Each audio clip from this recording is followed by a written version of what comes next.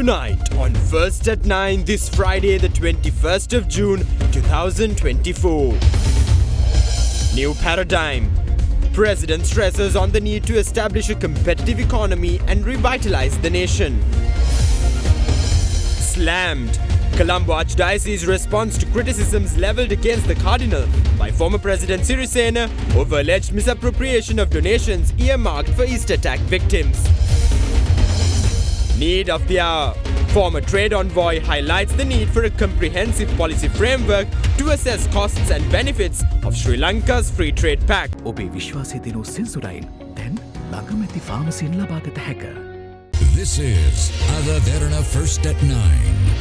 Live from Studio 24 in Colombo. Good evening and welcome to Derana First at 9. I'm Aditya Drisingha joining you live with the latest in Sri Lanka and around the world. Now in your top story this evening, President Ranil Wickremesinghe says negotiations are underway to settle Sri Lanka's debt with China, adding that discussions will be held to reach agreements by next week with both the Paris Club and non-Paris Club member countries, as well as with the official creditors committee. Addressing a gathering in Boralasgamuwa, President Wickremesinghe went on to say that the island nation must work towards utilizing already available resources within the country with the aim of establishing a competitive economy. Meanwhile, member of the Samagi Jana Balawege, Rajitha Senaratne, says Sri Lanka is the world's first country to come out of bankruptcy at such a fast pace of recovery. The 9th General Assembly of the All-Island Private Pharmacy Owners Association was held in Boralasgamuwa under the patronage of President Ranil Wickremesinghe yesterday.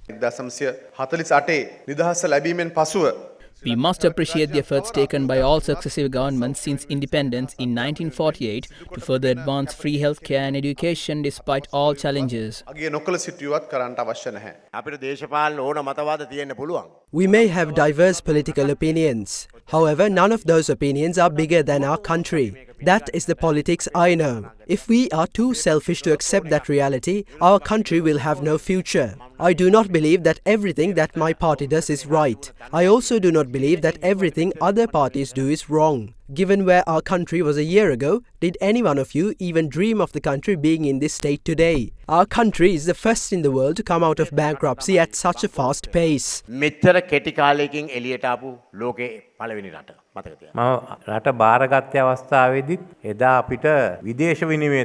Our country did not have sufficient foreign reserves to purchase medicine, fertilizers or fuel when I took over. The government did not have adequate funds. That was the situation back then. We are all aware of how the country managed to pass through those hard times. I had to take a lot of tough decisions, which include the increase of the VAT. You might remember how they criticized me for increasing the VAT. However, such measures were essential. We were able to stand where we are today because the rupee was strengthened by increasing state revenue. While marking the conclusion of the second review last week, the IMF said that our program so far is in the right direction. They also said that our future policies are in the right direction too. We are now poised to start paying back our debt gradually. At present, we are discussing with China to conclude this program. The discussions will not be with the Chinese government. The government suggested that the Exim Bank of China will engage in those discussions with us. Therefore, we are currently working with the Exim Bank. We will be meeting with nations in the Paris Club as well as nation states not included in the Paris Club and the official creditors committee next week. We expect to reach an agreement at those meetings. We are making an effort to come out of the crisis. However, do not think our journey will end when we come out of the crisis. We are going to take a new step forward. Along with India and Bangladesh, we must develop. Let us establish a competitive economy. Let's develop what we already have. How many acres of available land have we used for export cultivation? Are we going to adapt to a new thinking pattern or follow our old mindset? We must establish a new country. Less sugar, same great taste. From Melbourne. And the Archdiocese of Colombo refutes former President Maithripala Sirisena's claim that Archbishop of Colombo, Malcolm Cardinal Ranjit, misappropriated donations that he received on behalf of the families of the victims and survivors of the 2019 Easter Sunday attacks. Spokesperson for the Archdiocese, Father Jude Krishanta, asserts that the former president is levelling unfounded allegations at the Cardinal in an effort to justify his refusal to pay the Supreme Court mandated restitutions to the victims of the attacks. Speaking to media in Polonnaruwa yesterday, former President Maithripala Sirisena claimed that the Archbishop of Colombo, Malcolm Cardinal Ranjith, has failed to disburse the donations he received in the wake of the 2019 Easter Sunday attacks to the families of the victims or to the survivors of the attacks. Following the Easter Sunday attacks, the Cardinal received donations from various Catholic institutions, foreign countries and prominent business owners. What has happened to those funds? The Cardinal should present a record of the donations he received and what he did with them. Not a cent of that money has been provided to the victims of the attacks. Subsequently, the Archdiocese of Colombo convened a media briefing today to address the former president's remarks. Maithripala Sirisena is a politically bankrupt person. He is using these false claims to try and conceal his political bankruptcy. As a former president, he should conduct himself in a more responsible manner. If he is making such allegations, he must be ready to adduce evidence to back them up. As of now, the Cardinal, through the social arm of the Archdiocese of Colombo, popularly known as the Sarana, has disbursed over 500 million rupees from the donations he has received in order to support the victims of the Easter Sunday attacks. ආස්තු ප්‍රහාරයට ලොකු චෝදනාවක් ලැබපු පුද්ගලයෙක් හැටියට මෛත්‍රීපාල සිරිසේන මහතාටත් යම්කිසි මුදලක් ගෙවන්න අධිකරණය නියෝග කරලා තියෙන වකවානුවක මේ එතුමා මුදල් ගෙවන්න පැහැර හරින්න කරන උප්පරවැට්ටියක් කියලාද ඔබ වහන්සේ චෝදනා කරන්නේ? අපිට හැඟෙන්නේ That is the sense we get from his statement. By accusing the Cardinal of misappropriating funds, he is attempting to justify his refusal to pay the mandated restitutions. Crunchy goodness for hunger on the go. Now, Prime Minister Dinesh Gunawardena says the introduction of efficient forecasting systems will streamline public services and improve their efficiency.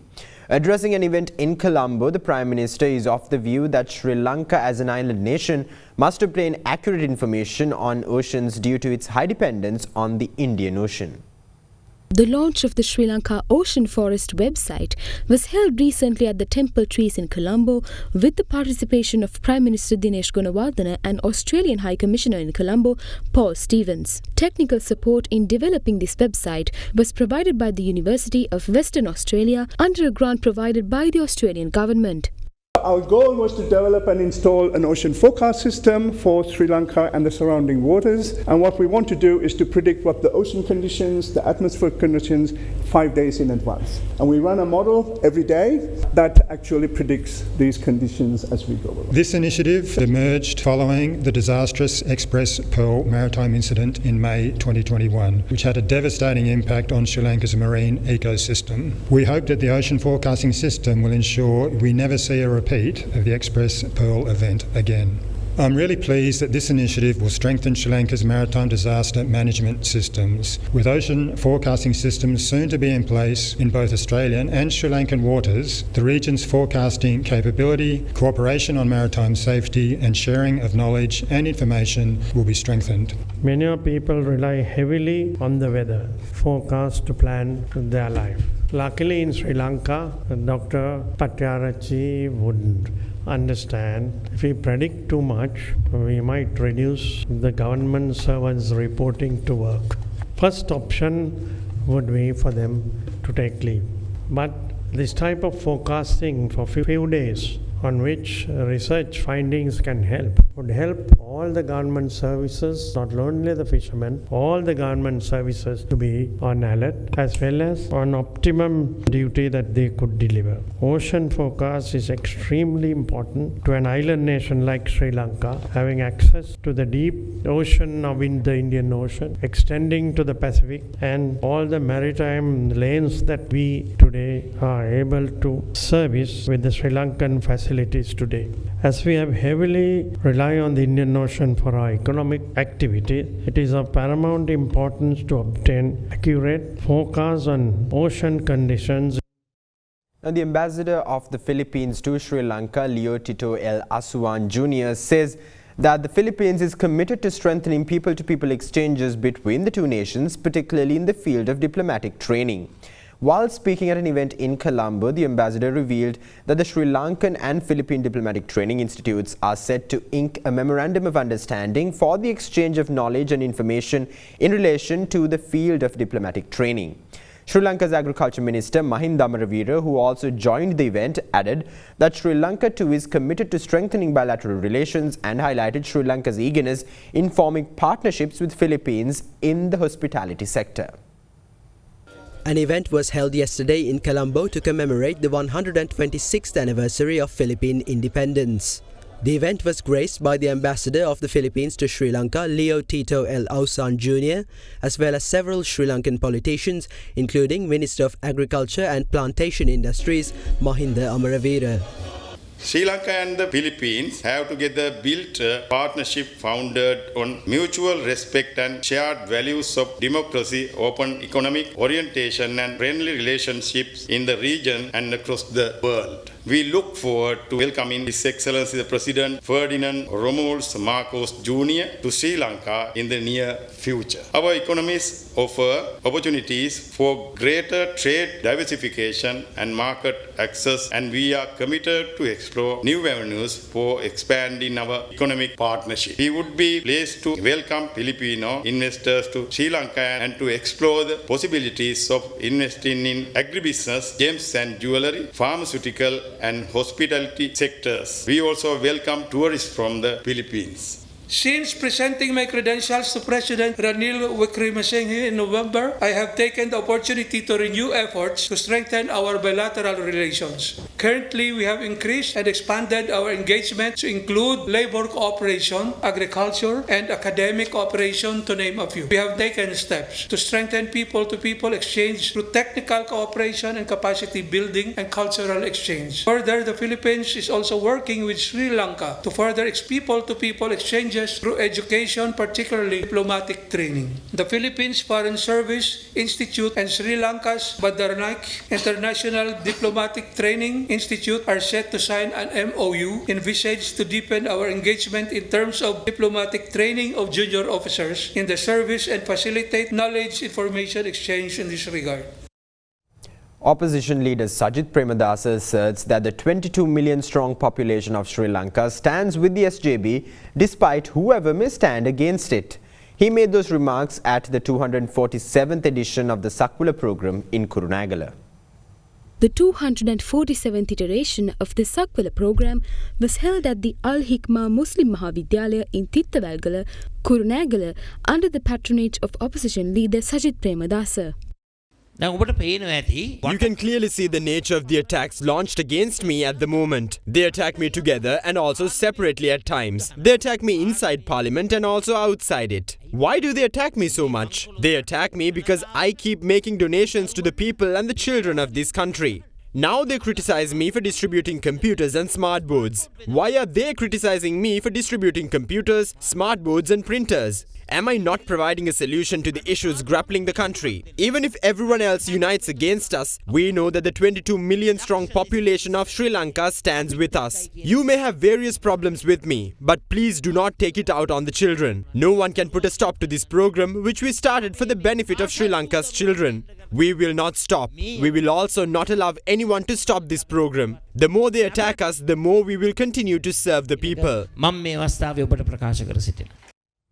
Now, responding to a query at the Centre of National Politics today, Chief of Presidential Staff Sagar Ratnayaka reasserted that President Ranil Wickremesinghe will contest in the upcoming polls and that they are working hard to ensure his success at the soon-to-be-held elections. Meanwhile, SLPP MP SM Chandrasena says that the candidate backed by the SLPP is guaranteed to win in the upcoming election. Now let's take a look at that and some more views expressed in the political arena today. Former President Gotabaya Rajapaksa contested and came to power for 5 years. Since President Ranil Wickremesinghe is a successor president, he can only complete the tenure of the former president. If he wants to remain in power, why can't he contest in the presidential polls? We urge him to secure the mandate of the people in an election without resorting to shortcuts. This is very embarrassing. The bill clearly stipulates when elections should be held. Therefore, we will call elections within the stipulated limited time period. Everyone be ready. I have declared directly that he will. We are working very hard for his success. Voting for President Ranil Wickremesinghe is equivalent to voting for the SLPP. SLPP parliamentarians are carrying the president at the moment. He has no one else behind him. That's why President Ranil Wickremesinghe is protecting the SLPP and its leaders. However, Sajith Premadasa will surpass all other candidates and secure the most votes in the upcoming polls. They got 6.9 million votes the last time. Sajith Premadasa will secure between 7.5 million and 8 million votes this time. No presidential candidate will win without the support of the SLPP. The candidate backed by the SLPP will definitely win. Those so-called candidates who go around making various claims do not have the required votes. Some of them are trying to mislead the president. The Rajapaksas and President Ranil Wickremesinghe are currently pursuing a scorched earth policy. The presidential election will be held in 3 months' time. Subsequent to the victory at the presidential polls, a people's parliament will be voted in. The governance of the people, which will spur a renaissance within the country, will begin on the same day that parliament is created. The JVP is an old political party. As an old party, they were connected to the affairs of the government. The Samagi Jana Balawege is the only new party at the moment. The Samagi Jana Balawege is a political party that has accepted the middle path. They have already presented an economic policy and they have a vision for the economy. Where's the economic blueprint of the JVP? We are not ready to accept the claim that nothing happened in the past 75 years. Many things happened during that time. We need to speak the truth.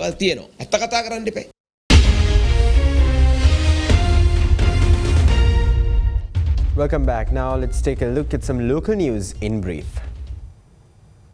A mobile phone sales executive in Ambalipitia was arrested for defrauding businessmen who sought his services to the tune of over 21 million rupees. The suspect misled his clients, claiming that their SIMs were affected by certain technical issues and had advised his clients to get a new SIM card, while the suspect held on to the old SIM card of his clients. Thereafter, the suspected sales executive used the SIM cards to gain access to confidential details of his clients, including bank account details. Armed with the stolen data, the suspect accessed the bank accounts of his clients and withdrew approximately 21 million rupees in total. Considering the charges against the suspect, Colombo Chief Magistrate Thilina Gamage ordered him to be held in remand custody until the 4th of July. In the meantime, an airport security officer was arrested by the Narcotics Control Unit of Sri Lanka Customs while attempting to smuggle 18 gold biscuits out of the Bandaranaike International Airport, valued at approximately 48 million rupees. The suspect, who had just completed his night shift, was arrested with a stash of gold biscuits hidden under his trouser pockets, which he had received from a passenger inside the bathroom of the arrival terminal. The suspect, who was promised a sum of 60,000 rupees to get the gold biscuits out of the airport premises, was arrested as he was trying to leave the airport premises. In other local news, a special pardon was granted to inmates in 28 prisons across the island today under a special pardon made pursuant to Article 34 of the Constitution in view of the Pasonpoya Day. As per prison spokesman Gamini B. Disanayaka, 263 male inmates and 6 female inmates serving time for minor offences were granted the special pardon. Among the pardoned prisoners were 19 detained in the Valikada prison, 30 in the Mahara prison, 30 in the Variapola prison and 28 inmates in the Kalutara prison.